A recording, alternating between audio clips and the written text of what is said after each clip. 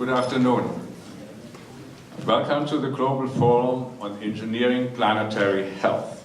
I'm Wolf Schäfer, Director of the Institute for Global Studies and Head of the Department of Technology and Society. Let me introduce our distinguished panel. Dr. Fotis Sotiropoulos is Dean of the College of Engineering and Applied Sciences and a distinguished professor of civil engineering. His research focuses on simulation-based engineering for fluid mechanics, problems in renewable energy, as well as environmental, biological, and cardiovascular applications. Funded by numerous state and federal agencies, Professor Sotiropoulos has raised over $35 million for research and research facility development. He has authored over 170 peer-reviewed journal papers and book chapters, and his research results have been featured on the cover of several prestigious journals. A Fellow of the American Physical Society, he has twice won the APS Division of Fluid Dynamics Awards, is a recipient of a Career Award from the National Science Foundation, and a distinguished lecturer of the Mortimer and Raymond Sackler Institute of Advanced Studies at Tel Aviv University. It is a pleasure to have him on our panel, not as Dean, but as an engaged professor. Dr. Heather Lynch, far end, is an associate professor with a joint appointment in the Department of Ecology and Evolution and the Institute for Advanced Computational Science. Her research is focused on the ecology and population dynamics of Antarctic wildlife, where she runs a major field research program that is the basis for her work with remote sensing and advanced computing and statistics methods. Professor Lynch received an AB in physics from Princeton University, an MA in physics from Harvard University, and a PhD in organismic and evolutionary biology, also from Harvard University. Dr. Elizabeth Hewitt is an assistant professor in the Department of Technology and Society. She is trained as an urban planner and social scientist, and her work explores energy and resilience in buildings and cities. Her key research includes smart cities, smart buildings, resilient design, and occupant behavior in buildings. Professor Hewitt received her PhD from the Bluestein School of Planning and Public Policy at Rutgers University. Her doctoral studies were funded by a National Science Foundation EGOT Fellowship for Interdisciplinary Energy Research.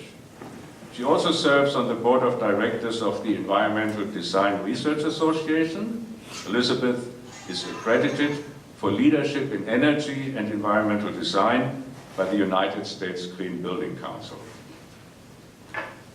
Dr. Thomas Woodson is an assistant professor in the Department of Technology and Society too. Professor Woodson received a bachelor's degree in electrical engineering from Princeton University and a PhD in public policy with a specialization in science and technology policy from the Georgia Institute of Technology. While at Georgia Tech, he was a member of the Technology Policy Assessment Center and the Center for Nanotechnology in Society at Arizona State University. His research at Stony Brook is focused on the effects of technology and science policy on global inequality, as well as the parameters of inclusive innovation for smart development.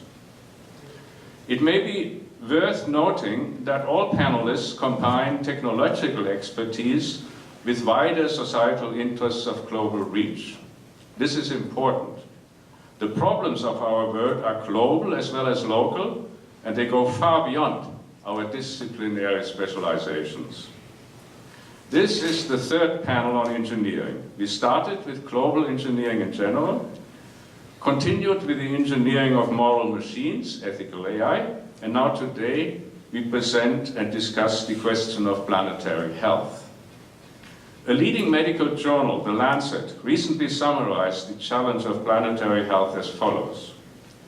Quote, by unsustainably exploiting nature's resources, human civilization has flourished but now risk substantial health effects from the degradation of nature's life support systems in the future. Health effects from changes to the environment include climatic change, ocean acidification, land degradation, water scarcity, overexploitation of fisheries, and biodiversity loss. They all pose serious challenges to the global health gains of the past decades, end of quote. One more word about the planetary health topic. I don't think our planet has consciousness of itself. We have. Humanity could devastate Earth, and it would make no difference to the planet. Our geobody would go on with microbes only. We, however, do need a healthy planet. Speaking of planetary health is a very human thing to do. Healthiness is a human concept. We are the sense makers, and our techno-civilization must take care. And with this, the planet has the floor, and Fotis, Dr. Sotiropoulos will be the first speaker. Yes, we have that here.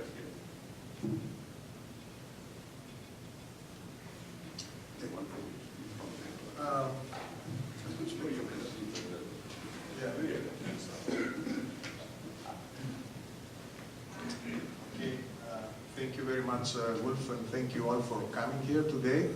I think I've already been, as a speaker, I participated in one of these gatherings. I was scheduled for the AI one, but I couldn't do it because I was traveling at the time. So I'm pleased to be here for this time. But as a condition, if I'm to come again, you have to dramatically cut down my introduction. I'm the Dean of Engineering, so that's enough. So actually, planetary health, obviously, I think as Wolf mentioned in his introductory comments, it's a critical issue for all of us. In a way, we have gotten to the point where we're beginning to cut the branch or the tree upon which we're all standing, and that's very, very serious. And it's important, I mean, kind of the first discussion about planetary health should start by the realization of the fact that we all live right now in the era, in the epoch that has been characterized as the Anthropocene. You know, for billions of years, essentially, we have been characterizing various phases of the history of our planet with geological terms, right? But for the first time, and that originated about 40, 50 years ago, there is the term Anthropocene refers to the fact that now the planet, the humans on the planet, all of us collectively, our collective activities actually have gotten to the point that they have become the dominant force in affecting the future of the planet. And since I'm an engineer, I like to look at things in terms of equations. So there is, recently I came across this figure from a paper that was published that looks at formulating the Anthropocene in terms of an equation. So if E refers to the state of the Earth system, like the state of the planet, this complex system that we call it, and T dt is the rate of change in time, okay?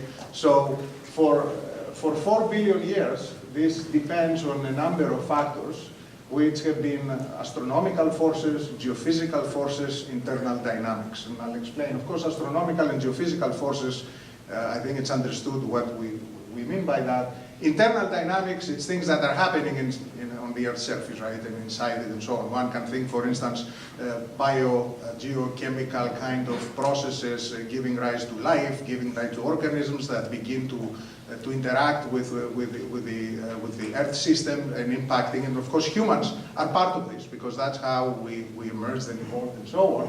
But the point is that even though for 4 billion years, those factors, the astronomical, geophysical, and internal dynamics forces have been the main source of driving change on the Earth planet. In the last 40 years or 50 years, it's actually the human factor, right? All other factors have become so insignificant. They are dwarfing actually the effect that the humans have on this planet. And that's what this is trying to illustrate here, that now in the Anthropocene, the change of the Earth system depends only on one single parameter. Now, this function f could be very complicated, very difficult to understand, but the main thing is that things that we do, the stress that society imposes on the planet drives the main change. That's really important because we cannot begin to talk about planetary health without this realization. And of course, if one looks at how this translates in kind of specific terms, you look at population growth, for instance, right? And this has been an explosion of population over recent centuries, actually. You see the explosive growth, the dark line there is data from the past, the different dotted lines are different scenarios for growth in the future. And regardless of what the scenario is, we are right now at about 7 billion humans living on the planet.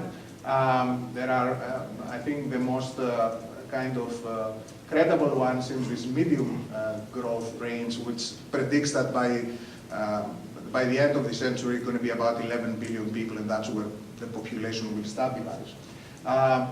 It's important to really understand also how this population growth will be distributed.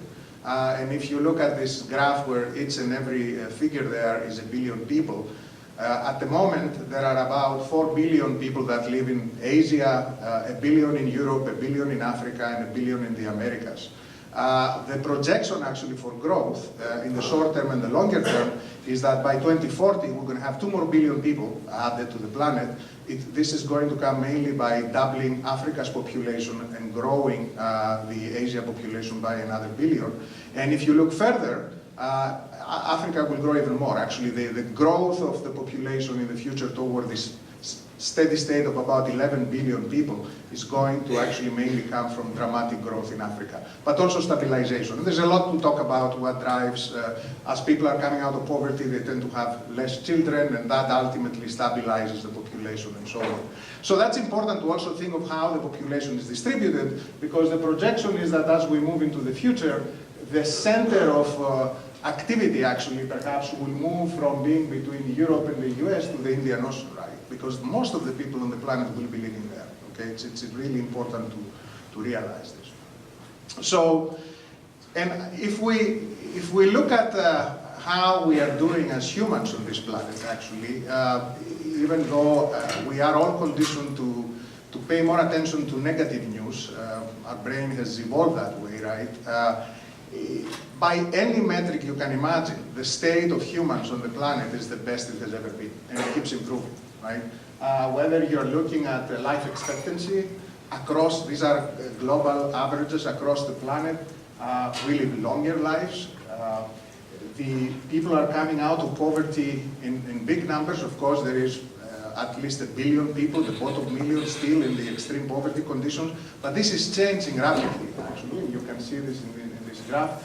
And an indicator that is perhaps very telling about the quality of life is the child mortality, which has been dropping significantly across the world, okay? So this is really good news for all of us, and to a large extent this has happened because of our ability to think, to develop science, technology, to make sure to use the resources that the planet provides us actually to improve our lives, right?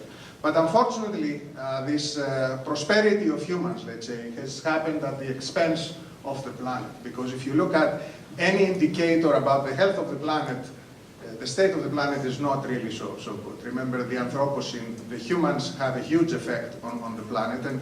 And for the longest period of time, we could afford not to pay attention. But now the situation has become so critical that we are really undermining the foundation upon all of us are standing and are functioning. So this is some data from the Rockefeller Foundation showing different kind of metrics, whether it is carbon dioxide emissions, sharp growth over the last 200 years, the acidification of the oceans driven from greenhouse gases and climate change and so on, significant, having huge impacts on the ecosystem and our ability to interact with the ocean and fish and so on, and a lot of health consequences, of course. The energy user, we are very energy-hungry people, energy-hungry civilization, right? And we are using the earth resources for that. Tropical forest loss, deforestation is growing, water usage is growing, fertilizers, because we need to produce more food to feed the exploding population, is extremely important. And all these have important consequences, adverse consequences on the planet. And I'll highlight some things, what this looks like. With satellites right now and remote sensing, we are, for the first time in recent decades, we're able to actually see the effect we have on the planet at vast scales, right? Which we couldn't appreciate this before. So, excessive fertilization leads to a lot of organic material in big bodies of water, giving rise to these outbreaks of algae growth, right? So you see here, you can appreciate from the map how large of an area we're talking about. This is a massive algal bloom, which are bigger in scale, more frequent, and they essentially deprive the big bodies of water from oxygen and have a devastating effect in ecosystems, right? And the point here is the scale and the frequency of these events. Deforestation, satellite observations now reveal the stunning effect that we've had on huge bodies of forest like the Amazon rainforest. You see a picture here from Bolivia, documenting what has happened in the same spot of land since 1975. Of course, we cut down the forest because we want to create space to build cities, we want to create space for agriculture, we want to use the wood to build things and build homes and so on. But obviously, we are taking down an important piece of ecosystem that not only has impacts on the ecology, but also has a modulating effect on the climate of the planet, right? A very important modulating effect. Another great example, for instance, is this image from the northern part of Lake Turkana at the borders between Ethiopia and Kenya. You see again 1973 to 2006, the Omo River that flows south from Ethiopia into Lake Turkana. The delta of this has been exploding in size, right? Why this is happening? Because excessive droughts are causing Lake Turkana to lose a lot of water. At the same time, building of dams and compoundment of water for agriculture and other uses in north of this is creating a shortage of water, and that has significant effects on not only in the health of the lake and the water body there, but in the lives of people that depend on this precious water of Lake Turkana that live in this area. The best, perhaps, example that I want to speak a little more about, that many of you may already know, but it's important to remember because it's perhaps a very clear example of how decisions that we make as a society, driven by policy priorities and so on, could have a devastating impact on an ecosystem. And it's something that it has happened over a time scale that we could document and really connect. The result with human actions is this Aral Sea disaster. So Aral Sea is this, you see where it's located between Kazakhstan and Uzbekistan. Right at around between 1960s and 1970s, it used to be the fourth largest saltwater lake on the planet, okay? But this has changed very rapidly. In the 60s, the Soviet government made a decision to divert. So by the way, this lake is fed by two rivers, the Sir Darya and Amu Darya. And the decision was made, because all this was part of the Soviet Union, to divert the water of these rivers for growing cotton in the area. And what happened, actually, nobody could predict the impact that this had on the lake. This is a series of stunning images, actually, looking at the same body of water from 1970 all the way today. What has happened, the lake, the water level started going down. The level of salt was going up because you had less water, and you had a lot of salt on the soil. This is desert. The wind blows, salt storms having huge impacts on public health, fisheries disappearing, and so on. And if you really look at what happened since the 1960s, the lake lost over 50% of its surface waters, 66% of its volume, left behind massive amounts of polluted soils, and degraded the water quality and had impacts actually on the climate of the area. And if you look in, as far as Central Asia is concerned, there was significant loss of fishing industry, huge public health problems, decrease of agricultural production and so on. And it was all because of a decision that was made to implement a policy without ever stepping back and thinking of the impacts of the environment, without using science into decisions that drive politics and so on, which actually, as Wolf mentioned, the importance in the play between science and political decisions and economic decisions and so on, very complicated issues that unless you think of its totality and the economic impact that this has, you're going to make decisions that have this type of outcome. So now looking into the future, as I said, we are looking into adding another 2 billion people in the coming years, and that really implies that we're going to have to produce a lot more food, we're going to need a lot more water, and we're going to put a lot more stress on the planet. So some of the good news, though, is that we are living right now in this era of the technocene, humans in the technocene, where technology is exploding exponentially. And we have now capabilities that we never had at our disposal before, right? And you see here the different types of landmarks in discoveries and inventions, human inventions actually in human history, and how fast this thing is accelerating over a period of our lifetimes now. We have explosion of technology that we couldn't even imagine at the time we were born or when our children were born and so on, and we see this in a very, very fast period of time.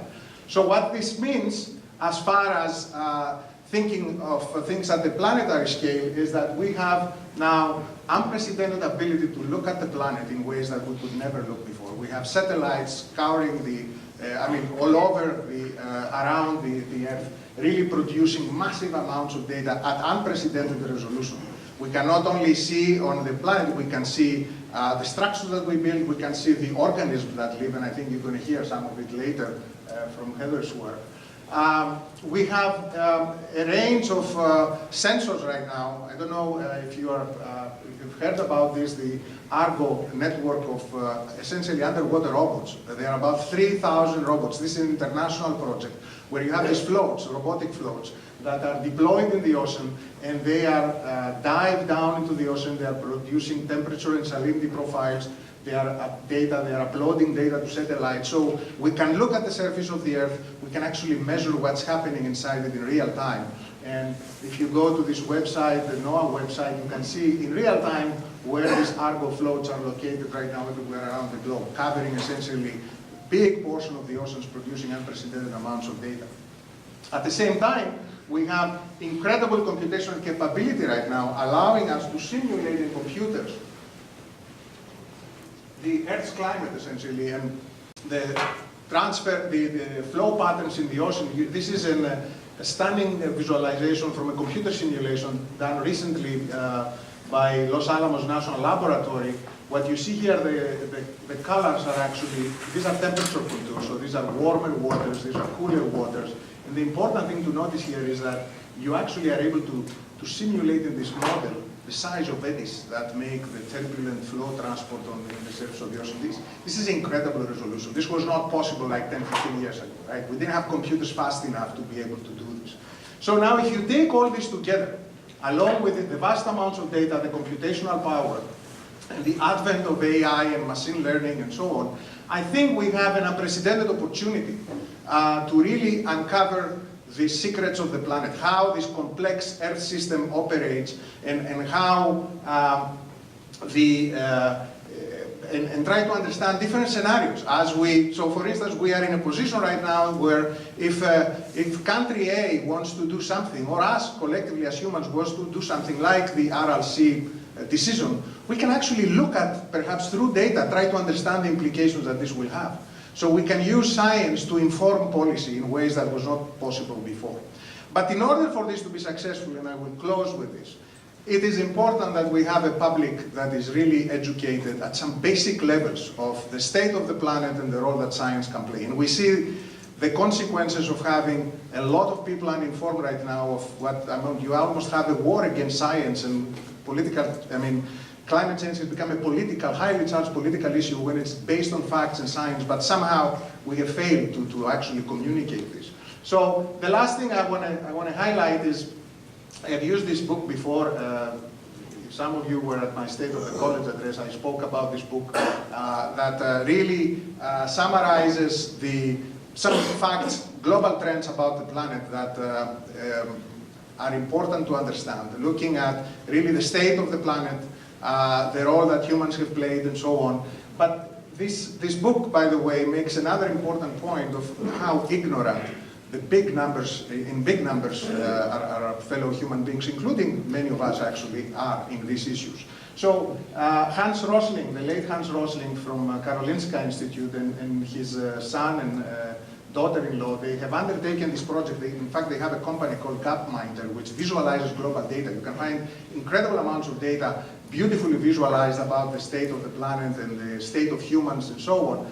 So what they have been doing is to be posing a series of questions to a broad range of audience. In fact, what is stunning that they have done this test going to UN conferences, to conferences to forum where policymakers, people who make decisions, are present.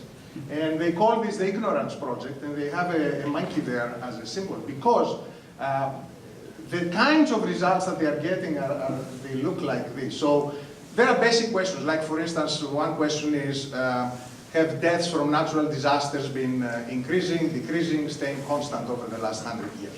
Question like that. Well, the answer is that they've decreased dramatically, okay? Well, and there are many questions of that level. So when they actually ask these questions, the types of answers that they get are the following. 80% of the people who are asked these questions give the wrong answer. And only 10%, so, and actually the measure is going to asking a chimp with, let's say, if you have a question that has ABC, you present, and that's what Hans Rosling is talking, there's beautiful TED Talks, you present 3 bananas with an A, a B, and a C, and for every question you ask the chimp to pick a banana, okay? They will, if they do this for many, many times, they're going to pick 33% of the time the right answer, where humans score worse than chimps at 20%.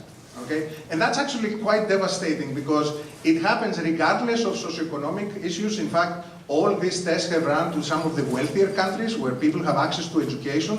And it says something about the role that we have to play as universities, because unless we address this issue, nothing of what we do in the science thing, in the science space, is going to have any effect. Okay? So with this, I would like to thank you and conclude my remarks.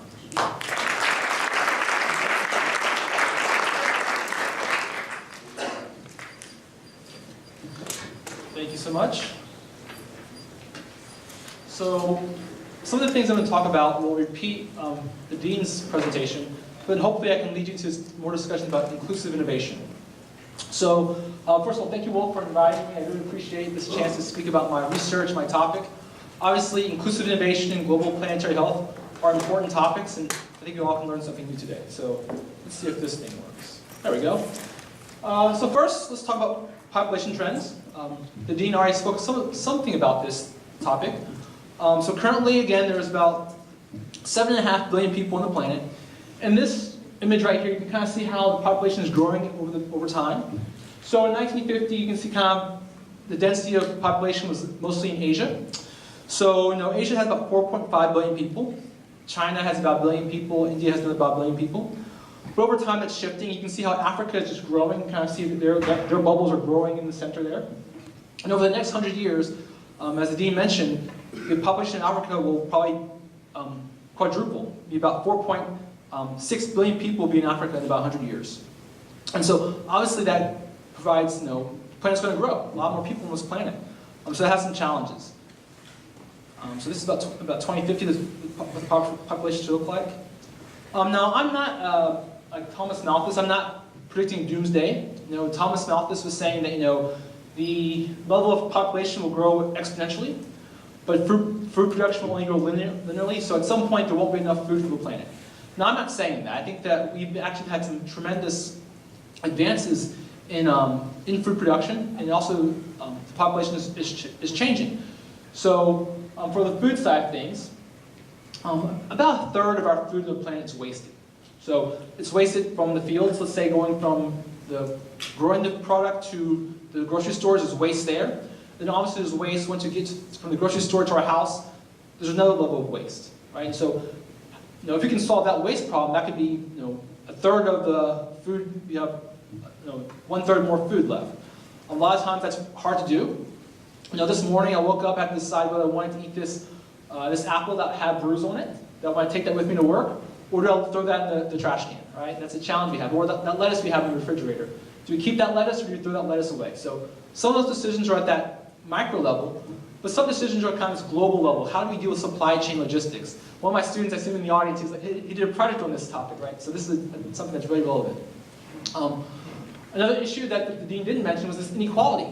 So you can kind of see this interesting demographic. So the top image shows the global population and where they're distributed.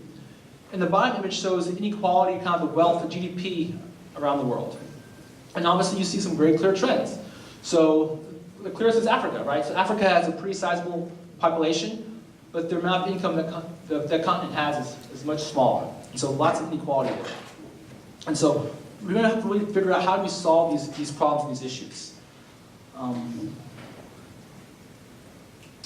So as the dean mentioned, global poverty is a good news, bad news story. So first, the good news. As he mentioned, extreme poverty has decreased dramatically over the past 200 years. So in the 1800s, most of the world lived under $2 per day, basically. Most people were farmers. They're subsistence farmers, and so if there was ever a drought, if there was ever some type of natural disaster, people would starve to death. Now today, that doesn't happen as often. Through the Industrial Revolution, we can survive some of these different natural disasters that happen in the world today. The median global income today is about $10,000, the median global income. So again, less poverty, and that's not small. That's actually something to be very proud of, that we have less people who are living in poverty today than we did ever before. And you can this image shows how the population has grown over the past 200 years, and also can see how poverty rates have decreased in that same time frame. But there's still lots of people who are in poverty today. So about 746 billion people are still living under $2 per day. Lots of those people are in India. A lot of those people are in Africa. And so still some major problems we have to deal with as a society to solve this poverty issue. But as we decrease poverty, another problem arises. So as people move from being low income, living in poor communities, to living in higher income communities, you can just imagine the consumption, how it changes. So this is a house of a person living in Burkina Faso, living in $20 per month. And then in the USA you have a nice suburban mansion, right? Or big mansion as they call them. And as you become middle income, you want to change your lifestyle. You want to have a bigger house. You want to use AC. You want to have a cell phone. But imagine what happens with the global health when we make that transition. We have to really think about how do we use these resources on this planet. With carbon emissions, same thing. You can see kind of where the carbon emissions are located in terms of per capita. And Africa has very, very few carbon emissions. And so again, as we develop, as Africa gets more wealth, they'll want to drive a vehicle, they'll want to have AC, and that will obviously increase their carbon emissions. And so as you think about decreasing poverty, you're also increasing the strain on the world. So to make that transition, we have to really think about innovation. And innovation will be important to make that transition in the planetary health. But of course with innovation, there's different challenges. Traditional innovation has many flaws. So for example, traditional innovation is also associated with lots of inequality. So when a company makes the newest product, I think a lot of us in this room have a nice cell phone, the iPhone, and no diss against Apple or Samsung, but those products are generally made for people in high-income countries. That's who they make these products for, as opposed to making products for people in low-income countries. Also, many of the structures and systems in place in the world also create more inequality. So one example I like to give is talking about R&D funding. And so some of you may know this from research in the USA. Whenever we have, let's say, a grant from the National Science Foundation, we create some type of invention, the university gets to own that IP, that intellectual property. That comes from the Bayh-Dole Act. Great way to kind of generate innovation and kind of push these innovations to be developed into new technologies. The downside to that is that a lot of this private funding of R&D, the public funding of R&D, when the government funds R&D, that kind of is translated to private wealth, because then all of a sudden universities and companies can take that public R&D and turn it into innovations that can spark new innovations. That's kind of this private wealth. So this transition from public R&D to private wealth is happening.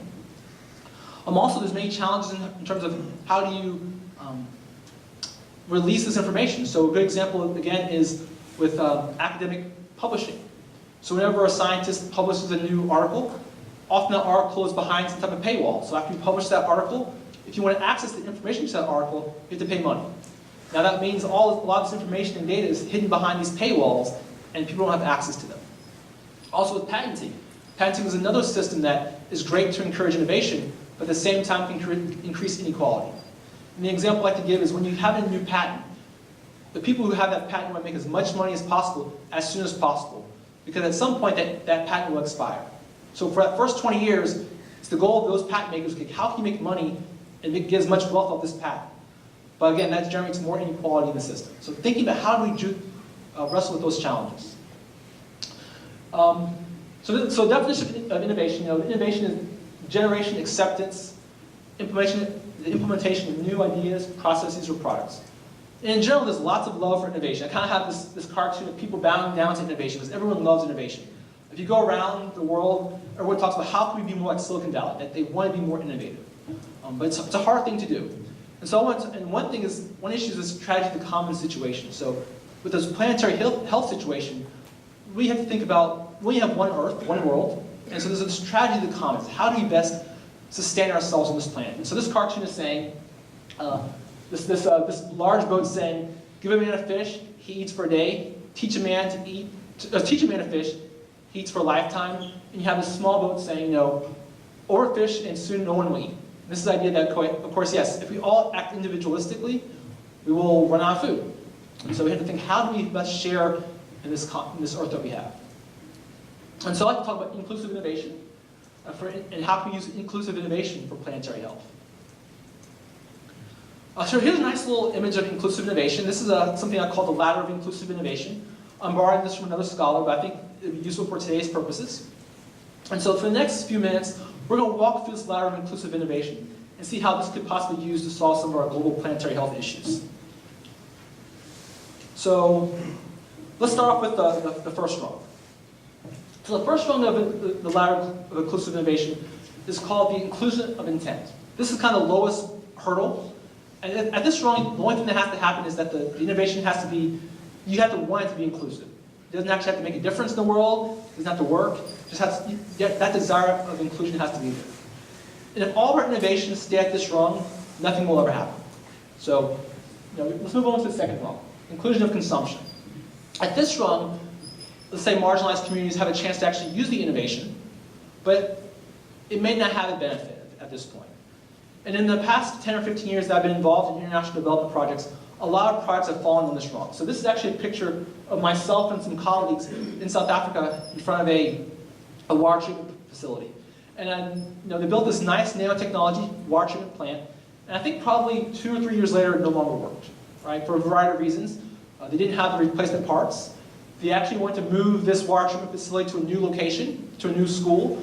But when they moved it to a new school, they didn't really think about how you were going to implement this new technology, so it ended up being wasted. So lots of technologies kind of fall on rung number 2. And I think some of you have probably seen these type of technologies happen as well. The third rung, inclusion of impact. And this is where we're actually seeing inclusive innovations actually making a difference in people's lives. It's actually changing how they live their lives. And so a good example is this technology called M-Pesa.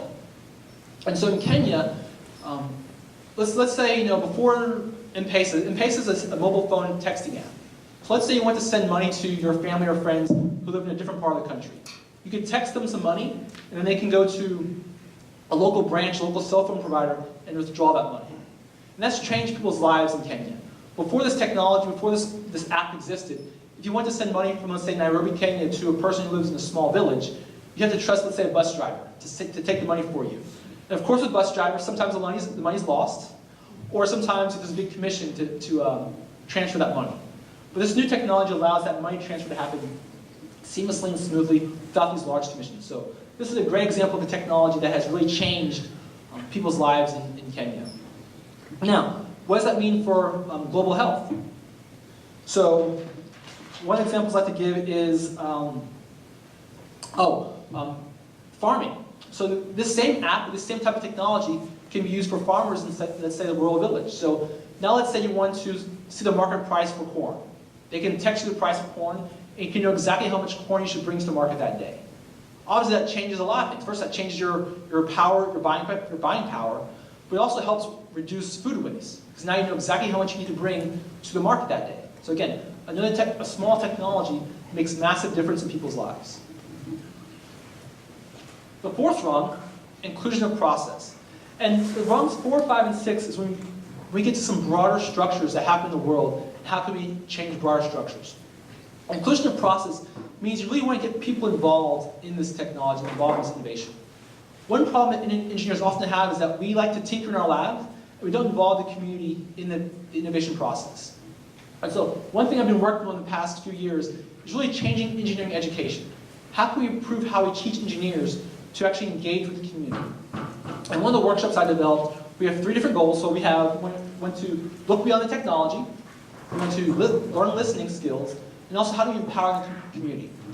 Often as engineers, we like to look at the technology. We focus so much on this one widget or gadget that it may not even work. So you may go to a small village and say, you know what you need? You need a new bridge. And they're thinking, well, actually, I don't want a bridge. I want a stove. I want something different. So sometimes we're so focused on this technology that we forget to look beyond the technology. Also listening. Again, engineers like to tell people what to do, as opposed to saying, what do you want us to happen? What should we do? Getting this feedback between the community. And finally, definitely empowering the community. How can we teach people so they can create their own innovations? As opposed to always, let's say, a Stony Brook engineer going to a village in Kenya to bring them innovation. Can the village in Kenya develop their own innovations? So how do we make those transitions? And unfortunately, I'm very proud to say that a lot of these innovations are happening here at Stony Brook. We're actively involved in these type of things, and the dean has been involved in a lot of these programs to really change and improve engineering education. Rung 5, inclusion of structure. So how do we change the structure of science and technology around the world to be more inclusive? As I mentioned before, a lot of the S&T systems aren't very inclusive. Again, there's paywalls for publications. Sometimes the patent system is not very inclusive, and so we need to change and rethink the structures in terms of to be more inclusive. So again, at the local level, we're seeing these changes, and so we're changing how we are doing STEM diversity on campus. And so here at Stony Brook, we have lots of initiatives to include different voices in STEM initiatives. The more people who are involved in STEM outreach, the more people who are involved in making these innovations, the innovation will be better. So that's one thing Stony Brook's very involved in.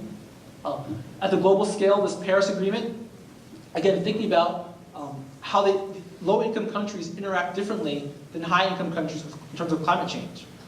It's not fair, right? Because for the past 200, 300 years, a lot of pollution has been the result of industrialization. So the USA and Europe have polluted the world. So what's the burden for, let's say, Burkina Faso? How do they share this climate adaptation, right? So thinking through those struggles, because it's very complicated ethics involved in these discussions. And so built into the system, they start having these conversations. Last rung, we're almost done. I want to turn to some of my esteemed colleagues as well. So also something called post-structural inclusion. Now again, this is probably the hardest rung to actually measure and to consider, because at this rung, we're really talking about the dialogue and discussion. How do we talk about inclusion around the world? And so we've seen a lot of transitions in how people talk about inclusion and talk about poverty and talk about these different topics. So one area that we see this very clear is how we talk about, let's say, for example, LGBTQ issues, right?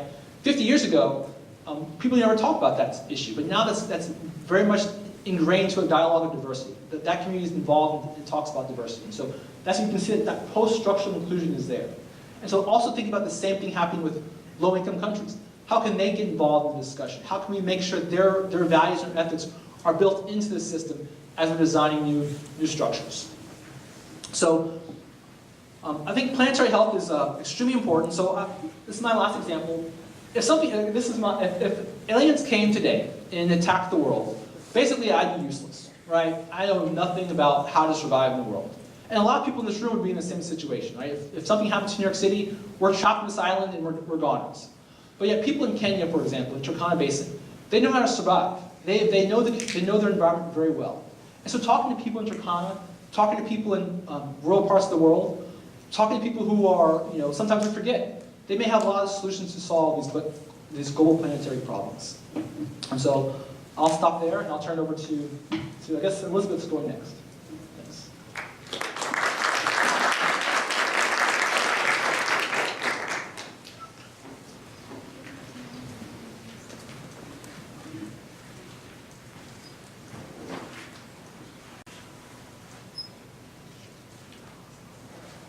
Okay, good afternoon.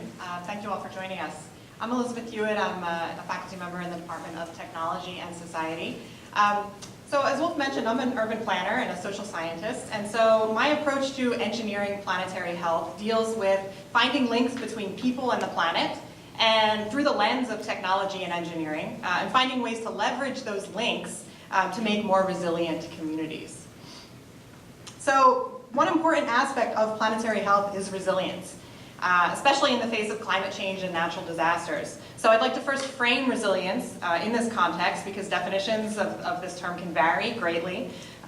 So broadly, when we think of a resilient planet, we mean that a planetary system can return to some equilibrium or some balanced state after some disruption or some shock, right? And so from an ecological perspective, we might then examine tolerance thresholds, right? So what level of stress can a system withstand and still return to some operational state. However, we can't examine planetary resilience in a vacuum. So the resilience of planetary systems are sort of intrinsically linked to these human systems that we exist in, right? And so our step as researchers is really to find the crucial overlaps between ecological or planetary resilience and engineering or infrastructure resilience. And so in my work, the key overlap between the two rests with people. So the human agents, the decision makers, the social networks. So essentially my focus is on communities and the people within them. So conceptualizing resilience in this way requires that we return to those frameworks that I just introduced and those underlying definitions. So instead of this idea of a static return to equilibrium approach, which is not a very good match for the dynamic nature of communities and people, we need to conceptualize resilience in what is termed evolutionary resilience, or this idea that a system, after undergoing some sort of stress, can change or adapt, or most importantly, transform into some new state altogether, right? And so that is a really crucial match for people and for communities and for this dynamic nature of change. So using this lens, the strongest resilience efforts for communities on the planet that are evolutionary in nature are nested. Okay, so what do I mean by that? Nested approaches means that there are differentiated approaches based on scale. That's scale of geographic scale, local to regional to national to global. It is scale of agent or actor, so that's everything from the individual to the household to groups and organizations up to whole industries, right? And then the policy scale.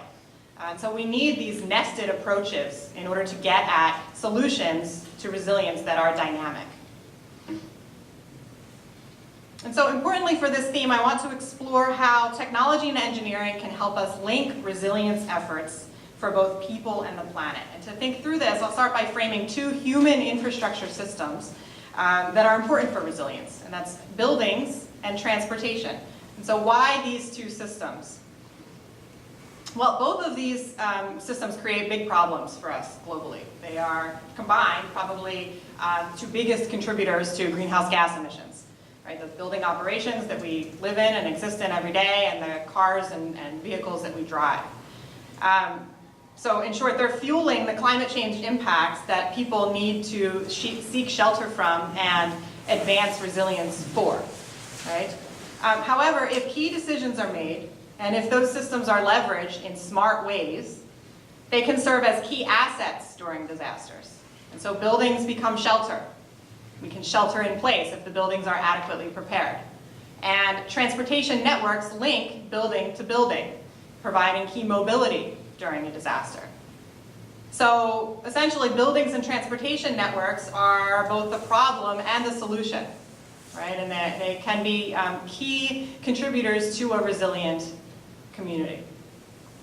But how do we make these systems work for us? How do we leverage them as assets, as I mentioned, to make us better prepared during disasters? Again, the key missing link here is people. So we need information about the social networks within these infrastructure systems and the decision makers within these systems in order to better understand them and to better understand how to leverage them. And so specifically what I mean by understanding social networks is to analyze and examine key questions. Things like who makes decisions? What are the power dynamics? How do actors interact with one another and with external forces or external communities? And what choices are made during disasters to deploy assets strategically? So to take a step back, this process that I'm discussing of sort of human agents in communities making key decisions about how to mobilize resources, this can be kind of conceptualized as a spectrum between resourcefulness and robustness. And so making decisions in the moment, during a disaster, to meet some immediate need can be considered being resourceful in a community, right? But if we are resourceful in an ongoing way, eventually the community may actually change to the point where it becomes more robust, permanently. So that can lead then to more resilience to future disasters. So I'll walk through that concept with an illustration of a community. So say we have community version 1.0, right? And it is in some baseline state. And it has a set of characteristics, so both social and technological, that shape its ability to respond to disasters. Now some disruption or shock may occur. And during that disruption, some strategic decision-making occurs. The community exhibits some level of resourcefulness, right? Some resources are mobilized. And that in turn leads essentially to some new or different or evolved version of that community. We can call that community version 2.0. Okay? And some of those adaptations that were made during that disaster have actually transformed that community to be potentially more robust for a subsequent shock or disruption.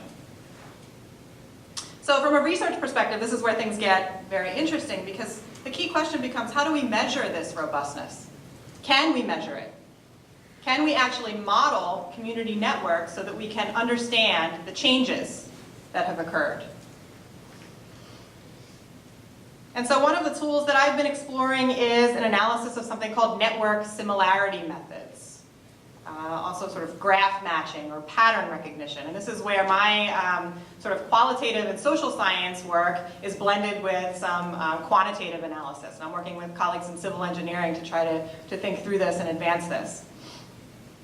So essentially this approach, which encompasses many different graphing and network methods and many different tools, would allow us to apply these network analysis methods to communities, acknowledging that communities are networks. Right? So they have nodes, such as people and groups and organizations. And those nodes are connected by links. And those links can include relationships or flows and transactions. And this approach can draw from and build on existing network theory that tells us that all effective and well-organized networks share some similar characteristics and properties. It's really interesting to think through those theories, how they apply to real communities, and how we can map them. So essentially, it would give us a tool to quantify changes in networks, in communities, both before and after disasters, in order to measure and assess community learning and evolution. Ultimately, the goal there is to be able to extract quantitatively some of those differences so that we have some form of best practices. Right? And then we can take some of the lessons learned from one community and apply them to another community, which would help us advance resilience ultimately for planetary health. So my next step on this research is to obtain some funding, and I do have a proposal in preparation, so hopefully sometime in the future I'll have some results to share with you on that. And thank you for your time.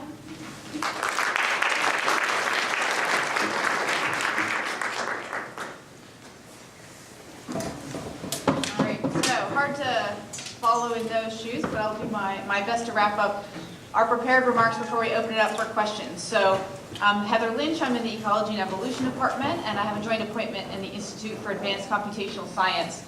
And today I'm going to tell you a little bit, just a very, very little bit about the work that we do in the Antarctic and how I see it as being sort of emblematic of how ecologists and conservation biologists think about some of the challenges that we've been talking about today. So just to sort of start off the conversation, I want to say that penguin populations, those are the things that we study in my lab, are changing dramatically along the Antarctic Peninsula. And I've shown you just a couple of graphs here from a really nice story in this month's National Geographic, which I highly recommend picking up if you can. And on the left-hand side, all of those little dots are penguin populations along the Antarctic Peninsula, which is that spit of the Antarctic that points up towards South America.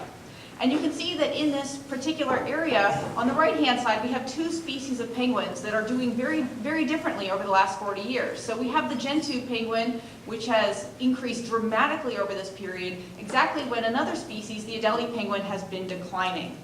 So, you know, we take it for granted maybe at this point that we have this information, but it's worth pointing out that it's only been the last 5 or 6 years that we actually have known where all the penguin populations are, how their populations are changing, and the technology that we're using to do that is something that I'm going to be talking about today. I want to back up.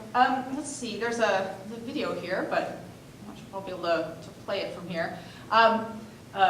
But one of the tools that we've been using to do this work is to actually go down and count penguins in the field. So actually here we got the video running. More recently we've been taking drones down to the Antarctic, and this is just some of an island that we went ahead and did the first surveys of ever a couple of years ago at a place called the Danger Islands. So a lot of the work that we do is you know, we're using technology here, but this is not rocket science. At some level we just want to know how many penguins there are, and drones are maybe the newest tool, but a lot of this is good old-fashioned counting. More recently, though, we've been developing satellite imagery as one of the tools that we can use to track populations, and the Dean talked about some of these new tools earlier and the importance of satellite imagery. So you can see here, kind of in the background of that picture, all those pink stains. That's actually the guano that's left behind by the penguin colonies. That's what we're able to pick up by satellites. And that, you know, relatively simple idea that we can actually see penguin guano from space has allowed us to radically change how it is that we monitor populations in the Antarctic. So I deliberately designed my remarks today to inspire some conversation afterwards, but one of the concerns that we have is, are these changes bad? Like, are we sad in some way to see these trends that we see in the lower right-hand corner? Now, first of all, it's worth mentioning that Antarctic penguins are not at risk of extinction. So while we may have populations that are declining, none of the populations that we think about in the Antarctic are really at risk of some sort of imminent extinction. So given that they're not going to go extinct, is it bad that we have more Gentoos now and fewer Adelies? Okay? And I think that there's no clear-cut answer to that. So the analogy that I'm going to use is one of going and getting a physical every year. So you go to the doctor, you get all this blood work done, and they're going to give you this list of numbers here. And it's like, okay, within a huge range, there's not like a good or bad bilirubin level, right? The idea that if you can track your blood work from one year to the next, what you're really looking for are changes, right? Okay, a major change in white blood cell count, it could be a cold, it could be really serious. You don't know. So the change itself is not bad on its face. But the whole idea is that we're trying to look for changes that might tell us that there might be something much, much more serious going on in your body, and that's exactly the way in which we monitor these populations in the Antarctic. So I can't tell you, for example, that more Gentoos is good or bad, but certainly there's been unambiguous changes, and that makes us think that the functioning of the Southern Ocean is changing itself. So I'm being, you know, a little bit controversial or discussion-provoking here, but I think that conservation biologists have done a great job getting the message out. But I think in many cases they've been getting the wrong message out. And that is that we think of climate change as leading to species decline. And I've just shown you a couple of these headlines here. But over and over again, we've inextricably linked climate change, species decline, this is bad. And the argument that I would make is that there are going to be species, like the Gentoo penguin I showed earlier, that are increasing. So does that mean climate change is not happening? Even more directly, you can see that while I showed you that Adelie penguins were declining on the Antarctic Peninsula, they're increasing globally. So the comment that I got from a reporter was, how did scientists get it so wrong about climate change? And the problem is that as conservation biologists, we've so directly tied species declines to climate change that when we find populations that might be growing because of climate change, it invalidates, in the eyes of many, the idea that climate change is happening. So I think we need to think, sort of step back and look at a more complete story, which is that any kind of rapid change in the distribution or abundance of animals on this planet signals possibly something much more serious going on about the functioning of our ecosystems and how our planet works, and that's what we should be worried about. So I'm going to sort of put forward that the distribution and abundance of species on this planet is not on its face good or bad. So our moral responsibility to the planet is certainly one that's worthy of debate, and certainly one that we can discuss here, but those are by and large philosophical questions. They're not ecological questions. As an ecologist, I cannot tell you how to value gentoos versus adelies, or polar bears versus raccoons. I can't do that. But what I can tell you is that monitoring the changes in the distribution and abundance of animals on the planet is important, because unexplained changes are worrisome, and they may indicate serious and irreversible changes in the functioning of our planet that may have unwelcome consequences. And so while we might disagree on what makes an unwelcome consequence, if you're in a far northern country that will suddenly be more agriculturally productive under climate change, it may be a consequence that is not, from your narrow perspective, unwelcome, but collectively we should be concerned that we don't necessarily understand all the changes that are going on the planet, and that's why we continue to monitor the animals on it.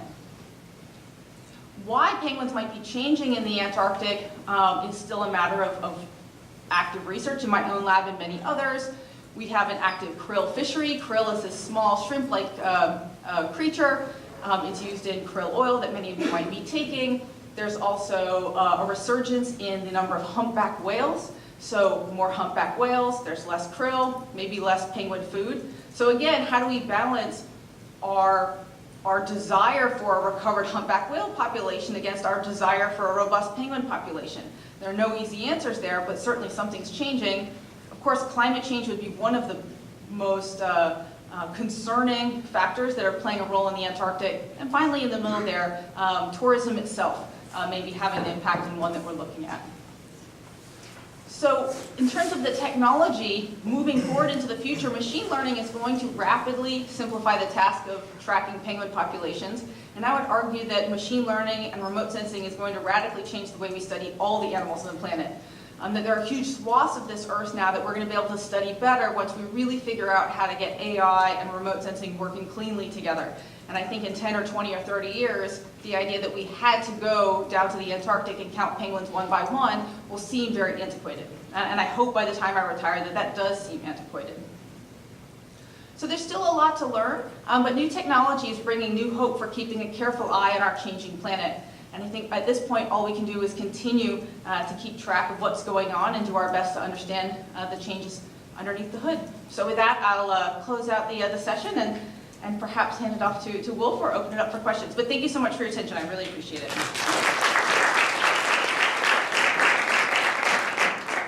Thank you. This was a very well-behaved panel in terms of time use. So the floor is open for questions. The floor is also open for discussion among the panelists. The floor is open. Is there a question from you? Yes, please. Professor Lynch, you said that the relative abundance of species isn't good or bad. But isn't it clear that people are using a much greater proportion of the resources of the planet and therefore crowding out other species? Isn't that a good or bad situation? So I would I guess I would argue that there's kind of two parts to that. One is that things might be bad in terms of ecosystem services, and that is an ecological question in terms of the availability of fish to fish or the availability of fresh water to drink. So the environment does a number of ecosystem services that are genuinely important for human health, and some of these issues that we've heard about earlier On the other issue about what is our moral responsibility to other species on this planet, from my perspective, that I think falls outside of the realm of ecology, because I don't think that there's a scientific answer to that. I think that comes down to, you know, to philosophy in some way, and I think that oftentimes we convolve conservation biology, the discipline, as in how do we conserve things once we've decided to conserve things, from the philosophy of deciding that everything needs or should be conserved. And if the Gulf of Mexico converts from being fish dominated to jellyfish dominated, ecologists might be able to tell you how to keep that from happening, but I'm not sure that they can necessarily weigh in on why we want to keep that from happening. I think that's something for society to decide. And I think at least in the Antarctic, that's a challenge that we've had with the policymakers, is that the policymakers are constantly asking scientists to make non-scientific judgments about what is more, they'll say to us, what is more important? Should we conserve penguins or southern giant petrels? Well, I can't answer that question. There is no scientific answer to that question. But if they tell us their priorities, we can tell them how to move forward. And so I think ecologists are often asked to sort of bear the brunt of what I think are fundamentally sort of moral or philosophical questions that society has to deal with. How do you expect the non-scientific questions to be tackled? I mean, we have our methods in science, right? And they are long established and very kind of known. But, and we have established politics and disruptive politics and all of that. But the conversation between scientists, engineers, and the public, that's really where we have no methods. I mean, yes, we have methods like the Global Forum or so, or something like that.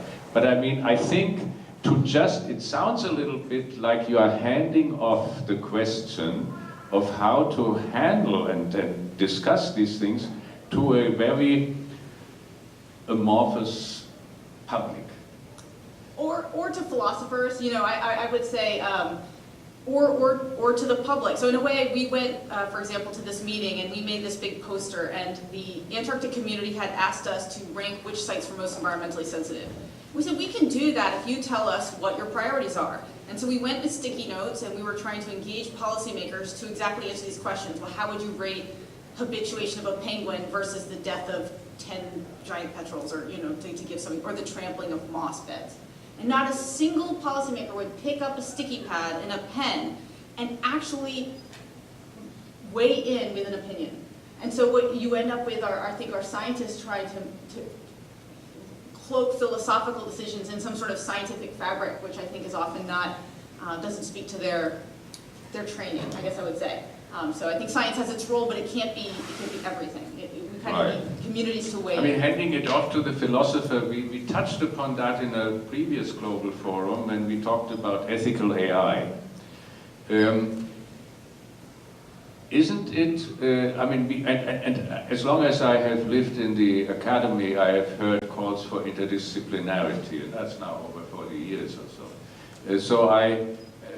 Sometimes you see interdisciplinarity, but I think we have now a massive call and need for interdisciplinarity. So in that example that we are just discussing, why don't we say it's not enough to be an ecologist, you have to be an ecologist and philosopher? And I'm referring to the ethical AI discussion because there is ethics, let's say, for social science research, because this huge amount of data that we now have generates all sorts of questions of how to handle this data, privacy, all these things, right?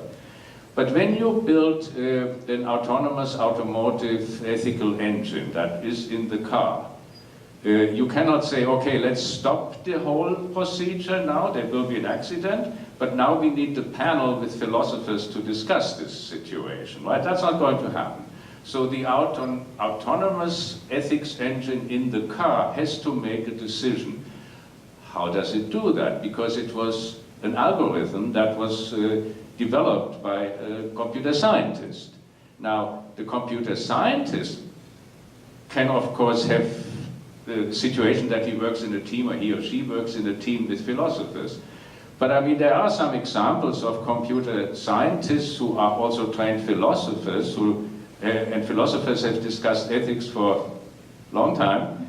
And so the union of interdisciplinarity in one person, and in the, of course, that's also an educational question, that we need to train now the technical people. We know how to do that, but we need to go much further in integrating the different silos of training that don't have, in Elizabeth's term, resiliency, because they don't talk to each other, or only in books that not talk. Yep. I saw a hand up over there. More questions from the public, please. Todd? Following up on the question, the role you did see ecologists, if I heard you correctly, playing was sounding the alarm when there's dramatic shifts that aren't easily explained. And I'm curious if the colony collapse on the population, do you have any thoughts or remarks about, because that I think speaks to, once that alarm is sounded, can we be pessimistic or optimistic that there'll be some action? So I'm just curious if your thoughts or reflections. You are finished with the question, but So you're asking about the bee collapse, I think? Well, I think the role, Yeah, the role absolutely. you said ecologists Sure. could play is sounding Yeah. the alarm when there's dramatic unexplained. Yeah. And I think part of the frustration was just about, okay, so once the alarm is sounded. So I'm just curious, using that as a case study, the interplay between ecologists and reaction. Yeah, no, absolutely. So bees are a perfect example, right? Because bees, we both, we might have some maybe moral or philosophical desire for a lot of different bee species. At the same time, they play these huge ecosystem services, and so there's like a real impact on human health and food availability without bees. And so ecologists at this point, monitoring those populations, should be the first in line to raise the red flag and say, we've got a real crisis in our hands, and then actually, I think, play an important role in figuring out how to solve that crisis. So I think that, in a way, bees are sort of one of the easiest cases, because even if you were to disagree on the value of a bee species, I mean, even if you couldn't agree on, would you spend $1 billion to save this species? I don't know, but in the role that they play in ecosystem services, I think that's where we can all sort of agree that for whatever reason, these are important to save. But I agree with the earlier comments that I think that we've shoved aside in many ways ethicists or philosophers who play a key role in some of the inequality issues that we've talked about, certainly in our responsibility to the planet. Because the planet is in such bad shape in many cases, we are now at the point where we're saying, okay, maybe it costs us $500 million to save this species. Now you're weighing that $500 million against what it might cost to bring clean water to a country. I think those are really extremely difficult conversations, but I think scientists tend to want to pretend like you don't have to make those choices, like there's just going to be an infinite amount of money, and there's not. And I think bringing in more ethicists, more philosophers, I think it's only at that point where we're really going to realize that we have to make choices, and we can sort of think more logically about how to make those choices. Right, thank you. We have to also work in teams that include these. Hi, I'm Ellen Pickage, School of Marine and Atmospheric Sciences. And I guess I do feel, even though I'm a scientist, that I'm a citizen of the planet and that I'm allowed to have a moral opinion about species. But I want to go back to what Fotis was talking about earlier, when you talked about the acceleration rate of change that's going on. One thing I think everyone can relate to, that doesn't necessarily have to do with trade-offs, like is this problem more important than that problem? Should we spend the money on this one or that one? Is that we are causing so many problems. And it's because our population is increasing so quickly, and as we develop, as more people come out of poverty, there are collateral impacts of that, which are that we're using more energy, we're using more resources, and we're causing all kinds of more problems. So the number of problems and the scale of those problems has really increased. So that I think that's an important takeaway, and in teaching within the university, getting our students, getting the public to understand the scale at which we're impacting the planet, I think is really critical. So maybe the Dean might want to say a few more words to elaborate on the big picture that you showed us. So you mean the big picture of... Well, what are the most important problems? How do we get across to students and to others? Yeah. And scale? Well, I mean, one point that I would like to make first about the things that Heather was saying, and we kind of put her down on the Last presenter always gets I think it is true that it gets to the point where us as scientists, engineers, and so on, we have a very rational mind, and we have to say, you know, there has to be a scientific method to decide everything. And there's really no scientific method to decide some of these questions. Even some very basic things. We say we are all entitled to be treated as equal human beings. What is the science that says that we are? I mean, this is something that we all agree, and we have some moral core values that we want to look at everybody this way. But what scientists can do, though, I think it goes back to the question of ecosystem value. I mean, we can help assess what choice A versus choice B might mean in terms of how much it might cost. And now we have the methods and the tools to be able to do that. And then, of course, there's a broader discussion that has to take place. But the point that I want to conclude, perhaps, with is my last slide in my talk, the need to educate the public.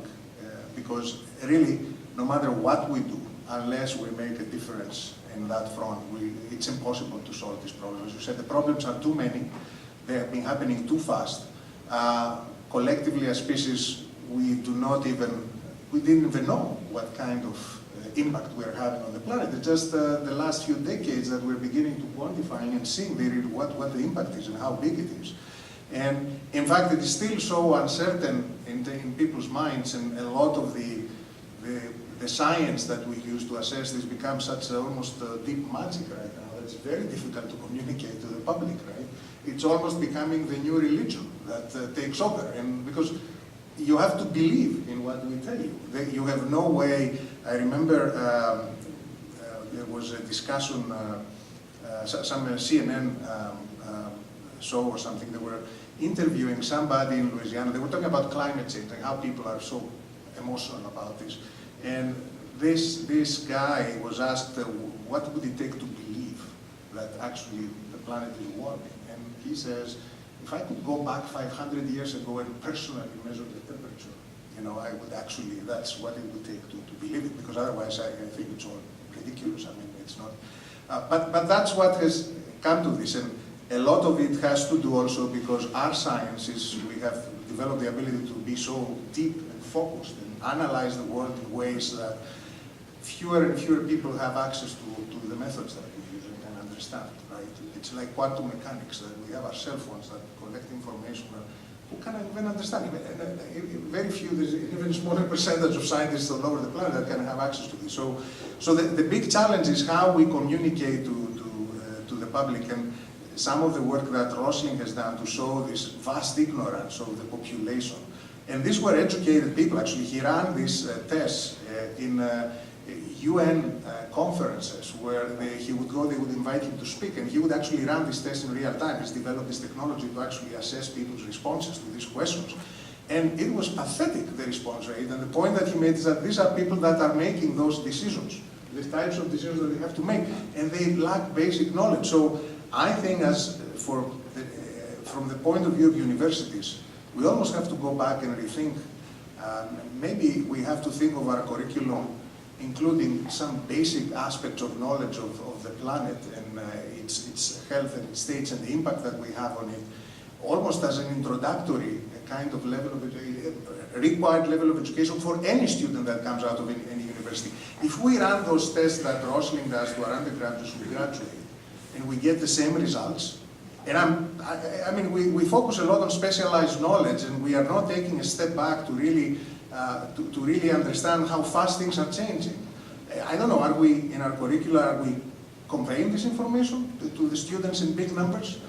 I think we need to take a step back and think about education really, in a big way, because nothing will happen until we begin to produce citizens of the planet that they have some basic understanding of what is going on and how significant the situation and how important it is for the future of all of us. I mean, I don't know, I wish I had the answers, but Yeah, we have to... I mean, your answer is in a way saying that we have so much more knowledge now. Yeah. And we have so much ignorance at the same time. But I would caution that knowledge alone is not the answer. Because having knowledge, I think we are really rich in knowledge, no question about that. But when you analyze what leads to change and political action and all that, then it is more than knowledge. I mean, it is political activism, social movements, whatever. Religions can change the world. But it is something that goes beyond knowledge, and that, I think, is very clear. And when you think about our education in an environment like a university, then, of course, to bring these political aspects in is in another way disruptive. It's not easy. And yes, we have knowledge. It is also, yes, that, I mean, the time frame we have, when we say everything happens so fast, that also translates in terms of time for human adaptation. So the time frame for adaptation to our changes that we are observing has also shrunk. I mean, I looked once at population growth and domestications. Domestication of fire, several hundred thousand years. Domestication of plants and animals, 12,000 years. Domestication of nuclear energy, of fossil energy, Industrial Revolution, 200 and some years ago. Nuclear energy, 1942. So we are now down to decades of disruptive technological change, meaning ever shorter time frames for adaptation for ever more people and societies. So I mean, these are not linear things. I mean, these are societies, organizations. So we have a real big problem here. And I think it's worthwhile to think about solutions to that.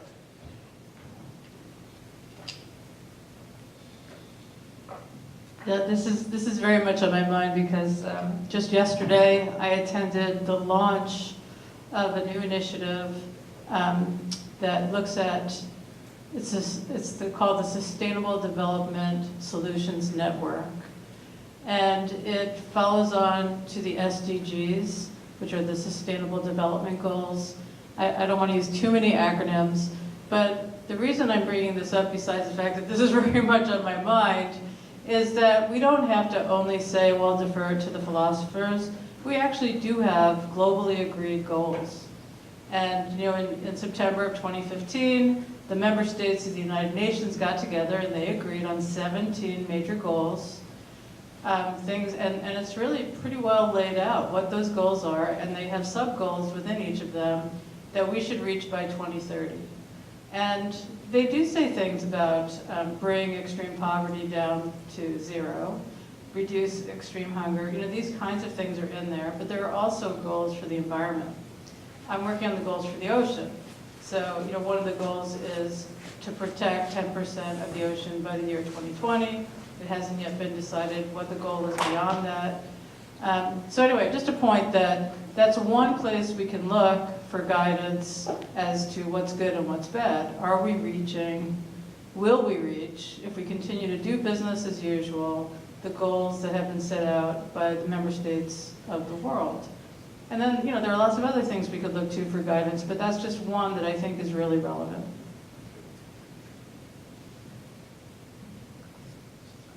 Okay, the last question. We have then to wrap up because Elizabeth has to teach and others maybe too. So I wanted to bring Elizabeth's points into the notion, which is the world is changing though, and often when we say we're going to conserve something, we conserve a place, but the ecology doesn't stay there, and the people change and that sort of thing. So the notion of moving beyond resilience, is necessary, and I don't know that the SDGs do that very well. They're more for a fixed frame of reference. They don't seem to me to address the fact that the world is going to change over them. I'll just chime in to respond to that for a moment. So I think, to your point, I think the SDGs provide a nice framework, but we are still always parsing good versus bad, right? And those are ethical and they're moral questions, but they're also, they're subjective. And so, a lot of the work that I talk to my students about is, subjectivity is okay, but we just have to try to find a way to measure it so that one person's subjective definition can be compared to somebody else's, right? And so, there can be inconsistencies across that measurement, and that's where we run into a lot of challenges. But even just learning how to quantify things and being very clear about stating your assumptions to quantify gives you a method of comparing. And then perhaps we can make value judgments with a little more information. But yeah, I think when things are in flux, for sure, it's a challenge. But having a tool gives us something to work with. Let's thank the panelists. This is wonderful that you did not take so much time as we did before in our panels, because the discussion is needed. Thank you.